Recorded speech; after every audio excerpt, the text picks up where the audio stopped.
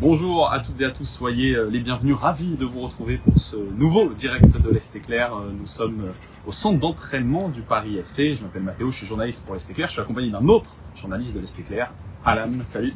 Salut à toutes et à tous. Nous sommes, comme je vous l'ai dit, en direct du centre d'entraînement du Paris FC. L'Estac joue un match amical ce vendredi après-midi. Le match était à huis clos, n'était pas diffusé, mais l'Est Éclair était présent. Nous étions les seuls journalistes au bois, nous étions 4. Un de nos photographes, un journaliste pour faire le direct commenté sur notre site internet, et donc tous les deux pour faire suivre la rencontre dans le journal de demain, à la vidéo, et pour participer à ce direct vidéo. L'idée du coup c'est de vous raconter ce match-là, parce que comme je vous l'ai dit, les supporters n'étaient pas autorisés et le match n'était pas diffusé. Match qui s'est soldé par le score d'un but partout, mon cher Alain.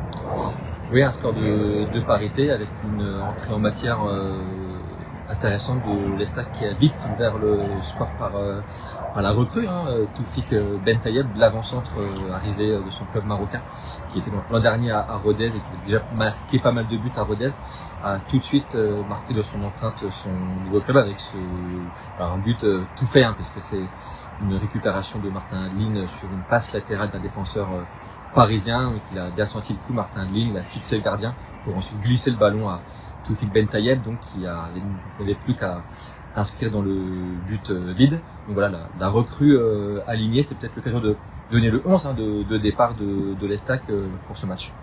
Très bien, je vais m'en charger. Nicolas Lemaître dans les buts troyens.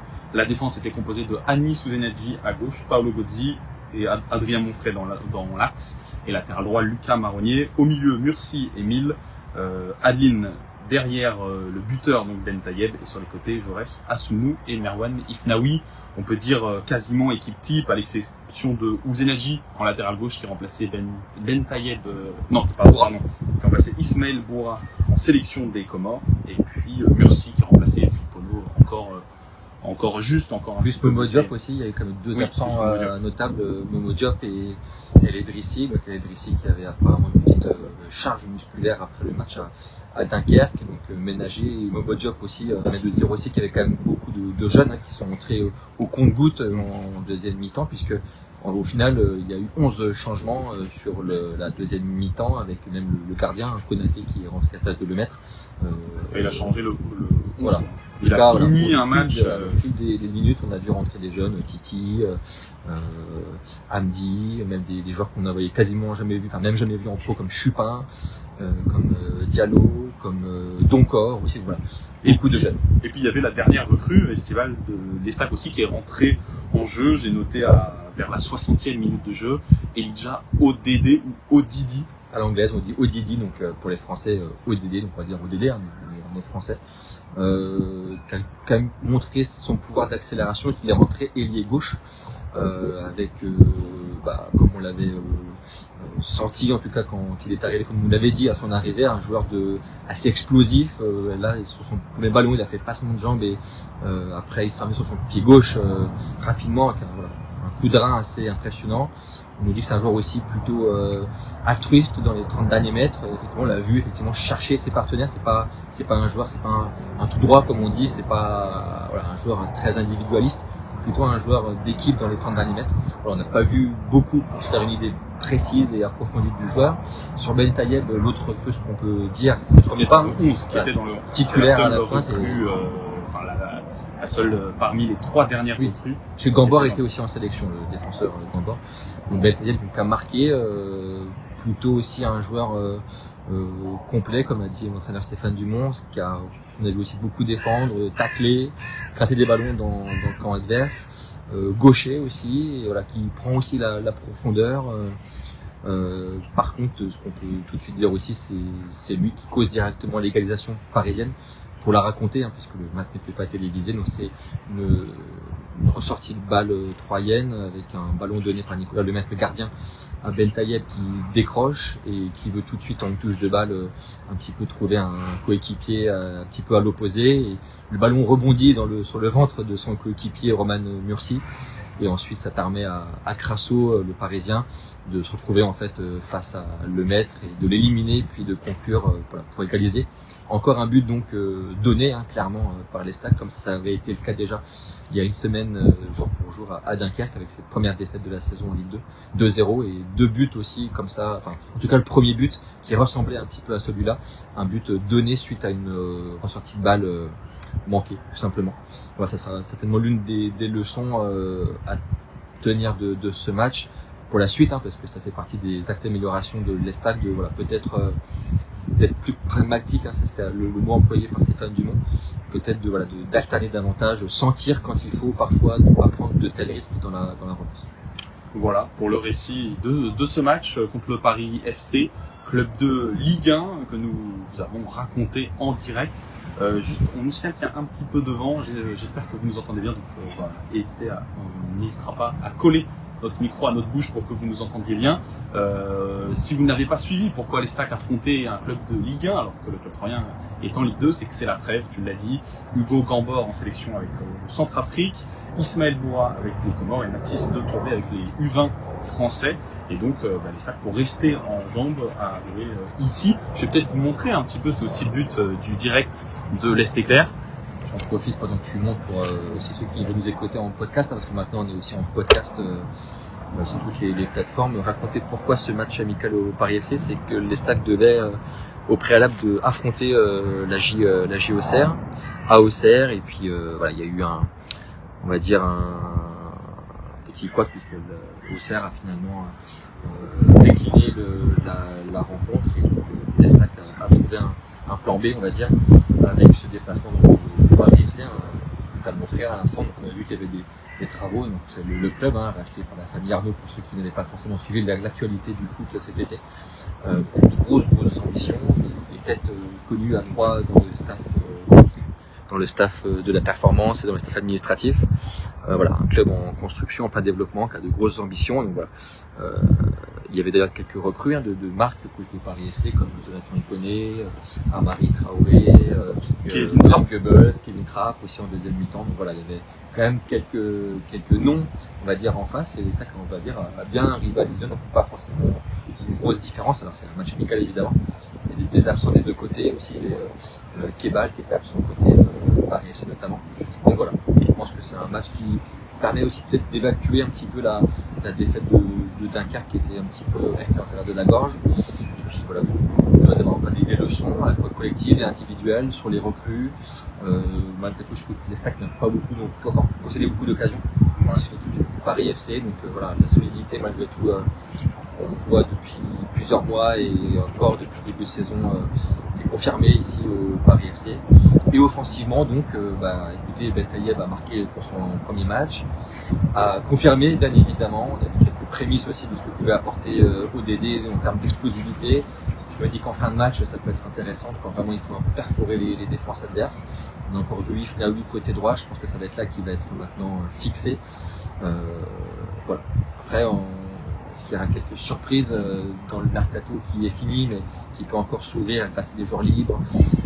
Je crois que c'est un peu le mot qu'on peut dire, Stéphane Dumont, quelques surprises peut-être encore à venir. En disant qu'il y a des marchés qui n'étaient pas fermés à il n'y a pas de porte fermée pour éventuellement accueillir d'autres joueurs, que ce soit notamment des joueurs libres.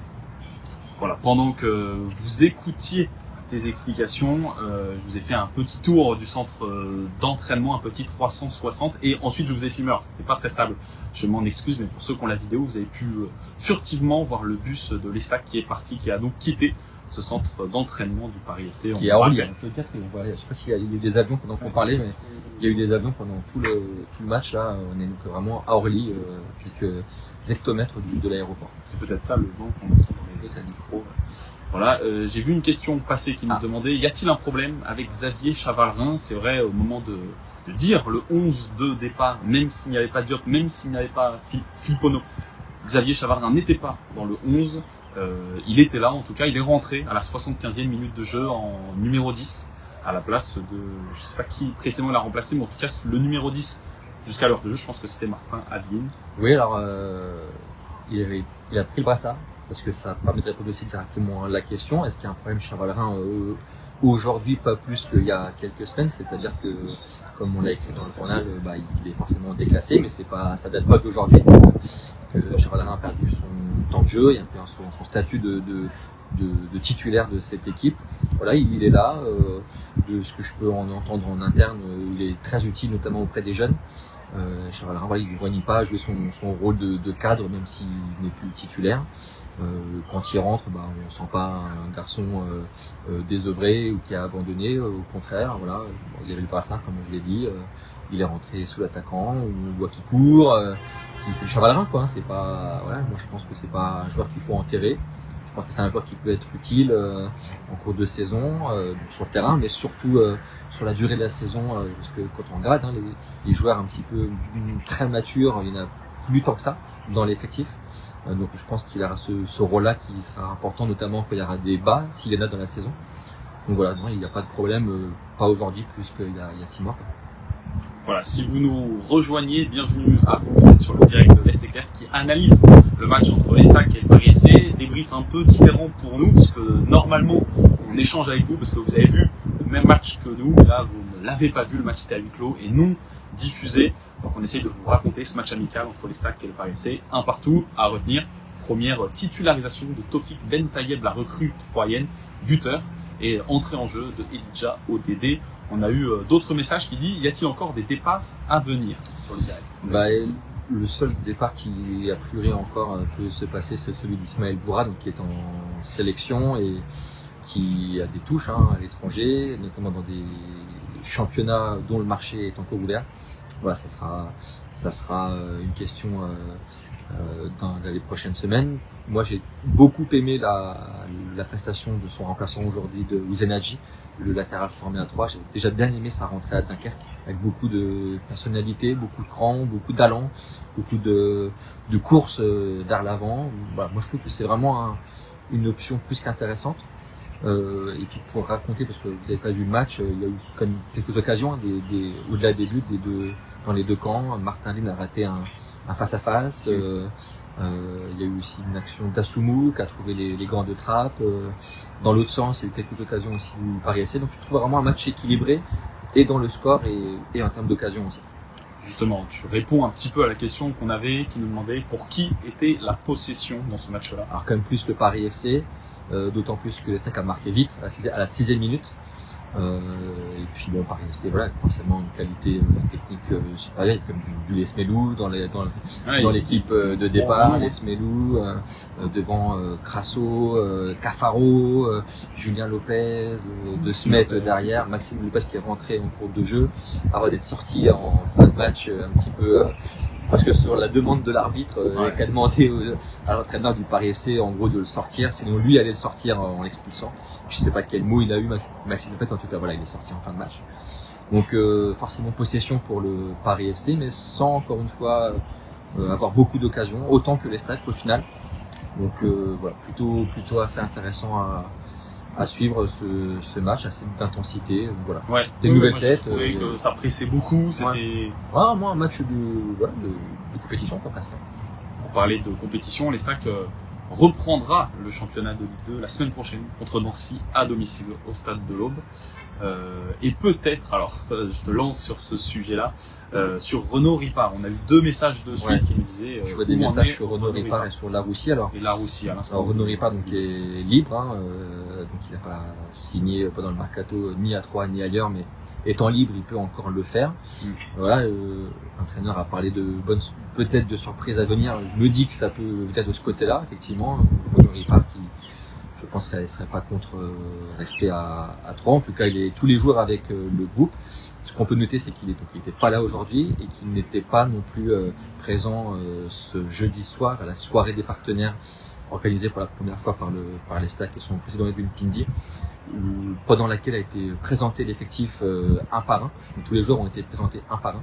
Donc Renaud Ripard, évidemment, n'étant pas sous contrat à l'Estac, il n'était pas annoncé. Au contraire de Yasser Laroussi, pour répondre à la question de Ludo. Qui nous demande s'il est toujours il est sous contrat, il est sous contrat à l'Estac pendant encore 1 an. Il a été présenté hier. On a vu aussi des photos de Thiago Baldé à l'entraînement avec le groupe, donc ils sont réintégrés au groupe. Il n'était pas sur la feuille, pour ceux qui se demandent. Ni Baldé, ni Laroussi, ni Ripard. Il était sur la feuille de match aujourd'hui. Voilà. À suivre, Ripard, ça peut être faire partie des bonnes surprises. Je pense qu'il y a unanimité sportive pour le voir revenir vraiment de manière contractuelle à l'Estac. C'est surtout que, ouais, on n'a pas dit, mais c'est que du coup, il est en fin de contrat depuis juillet dernier, mais il continue de s'entraîner avec le groupe. Donc c'est peut-être aussi pour ça que les supporters qui assistent aux oui, parce qu'on entraînements, peut se demander, c'est que c'est un peu étonnant, ouais. Souvent on voit un joueur comme ça blessé qui s'entraîne, mais voilà, au bout de quelques temps, il est un petit peu, voilà, mis avec un kiné à côté, là, il est vraiment comme s'il était joueur, sauf qu'il voilà, il n'était pas là aujourd'hui. Voilà. À suivre, je pense que si vraiment il doit signer, ça sera rapidement. Voilà. Est-ce que ça sera conditionné à un départ de la Russie ou Baldé comme on l'a écrit? Est-ce que la vérité d'hier et celle d'aujourd'hui aussi de ce point de vue-là, honnêtement, j'ai pas l'information de manière certaine à donner. En tout cas, ce qu'on sent quand même, c'est qu'il y a une volonté de faire signer Renaud Ripart. Sachant que pour tout récapituler, pour ceux qui ne suivent pas, on a parlé du marché des transferts qui était fini, qui s'est clôturé le 1er septembre à 20h. Vous étiez peut-être en direct avec nous, mais voilà, sachez qu'il y a possibilité pour les clubs de signer les joueurs libres, uniquement libres. Et l'Estac l'avait fait il y a 2 saisons avec Mehdi Tarat en septembre. Il l'avait signé alors que le mercato était fini, donc voilà. Donc ça s'est déjà produit. Et potentiellement, ça peut se produire pour Renaud Ripart ou pour un autre joueur. Et puis on parlait de Chavalrin qui a ce rôle-là donc de cadre et voilà, presque de management de vestiaire. Je pense que Renaud Ripart dans ce registre-là, il serait plus qu'utile. Voilà, je trouve que c'est quelqu'un de respecté. C'est quand même un nom malgré tout, Ripart dans le foot, voilà, même dans le foot français, dans la Ligue 2, enfin en tout cas sur les dernières années. Donc c'est quelqu'un de respecté, d'apprécié, que ça soit parmi les supporters et aussi en interne. Donc est-ce que toutes les cases sont cochées? Je pense que c'est seulement la case financière qui restait à cocher. Est-ce qu'il y aura un petit peu d'ouverture de ce côté-là? Voilà, c'est pas tout qui décide. Donc on n'a pas la réponse forcément de manière certaine. Mais je pense qu'il y a un intérêt partagé de le faire signer. Voilà pour les réponses à vos questions. Ludo qui nous dit merci beaucoup pour votre retour sur votre match et sur les questions. Sébastien qui nous demande si El Idrissi était là. Non, pas sur la feuille. Répondu, il était une petite charge musculaire. Je ne sais pas si on a répondu pour lui. Oui, il avait une charge musculaire donc ressentie à Dunkerque, donc il était ménagé. Voilà. El Idrissi absent. On a une autre question sur les ambitions du City Group. Est-ce qu'on y répond maintenant? Les ambitions, alors pour tout dire, il y aura un sujet sur un peu justement sur la question que se posait, je vois un petit peu sur l'argent, pourquoi pas d'argent réinvesti sur le marché des transferts. Il y a un sujet qui va être fait. Il y a les 5 ans du City Group. On prépare des dossiers aussi sur les 5 ans du City Group pour analyser un petit peu ce quinquennat. Donc voilà, il y aura des sujets, je pense que c'est pas peut-être l'heure là, c'est un peu court pour donner une stratégie globale comme ça, c'est un peu court. Donc je vous renvoie à des articles écrits dans les prochains jours. Voilà, on nous propose le nom d'un joueur libre, Magnien, qui est libre, donc on nous dit qu'il pourrait faire du bien. C'est Jérôme qui nous dit ça. Oui, c'est un joueur de Clermont. Bon. J'ai vu que c'est un nom estampillé Ligue 2, donc voilà, je comprends que ça peut être une piste cohérente, mais bon, je sais pas si c'est ce type de joueur dont les stades vraiment envie. Je pense pas. Je me tromper, mais je pense. Très bien. Voilà, on vous a fait le récit du match. Il me semble qu'on a fait le tour. On a raconté ce qui s'était passé. Dit le 11. On nous demande un peu on nous demande quand c'est qu'on s'en va, donc on va pas tarder, je pense, à citer les deux. On est un peu les derniers là des Mohicans. Je peux vous refaire un petit panorama si vous le souhaitez. C'est aussi le but de l'Est Éclair de vous emmener en immersion dans les matchs de l'Estac. Voilà. Et en plus sur ce match-là à huis clos. Très bien, qui est pas facile à trouver. On a un petit peu galéré là. Un avion qui arrive. Donc pour tout raconter d'ailleurs, c'est un centre d'entraînement qui va s'étendre. Je sais pas si tu peux montrer là-bas, derrière les arbres au fond là où l'avion passe. A priori des terrains ont été déjà acquis par le club pour étendre. Voilà, pour étendre le centre d'entraînement du Paris FC qui va être à la pointe dans les prochaines années. Voilà. On rappelle pour ceux qui nous ont rejoints, l'Estac jouait un match amical au centre d'entraînement du Paris FC. Score de 1 partout, buteur troyen, Ben Tayeb, buteur parisien, Crasso, il me semble. Crasso. Sur une perte de balle troyenne. On a fait le tour. On a fait le tour. Je vous invite à nous réécouter en podcast, à nous réécouter en podcast et puis à nous lire dès demain dans le journal. Il y aura des réactions aussi de Paulo Gozzi, qu'on a vu après. Notamment, on lui a un petit peu posé la question sur est-ce qu'il faut des fois un petit peu mesurer mieux que ça le risque de la relance pour pas non plus donner trop de buts. Il y aura sa réponse et en vidéo et dans le journal de demain par écrit. Voilà, merci à tous de nous avoir suivis. On nous remercie. C'était le but de vous raconter ce match-là que vous n'avez pas pu suivre. Voilà, on espère que on a rempli notre mission.